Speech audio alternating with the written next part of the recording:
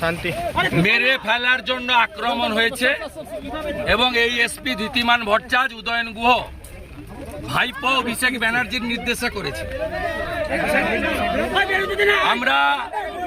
আমরা এর কাছে রিসিভ করিয়েছি হরেন বর্মন, নিখিল রঞ্জন দে এবং সুশীল বর্মনের উপর যে হামলা তার সিডিও জমা দিয়েছি আর রিসিভ করিয়েছি। আমরা বসিনি ওর কাছে, ওকে বলেছি কোর্টে দেখা হবে, কারণ আজকে এখানে এসেছি জলপাইগুড়ি সার্কিট বেঞ্চের অনারেবল জাস্টিস সম্মানীয় সৌগত ভট্টাচার্য মহোদয়ের অর্ডারে আমরা তার কাছেই যাব। উনি বলছিলেন যে গাড়ি ভেঙেছে তাকে অ্যারেস্ট করা হয়ে গেছে। আরে অ্যারেস্ট তো উদয়ন গুহকে আগে করতে হবে। কালকে এই খবর আমি পেয়ে governor, DGP, chief secretary, home secretary সবকে আমি দিয়ে এসছি।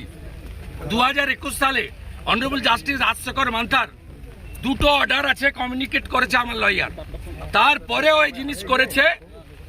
খুব প্রমাণিত পুলিশ বিরোধী দলনেতাকে খুন করতে চেয়েছিল।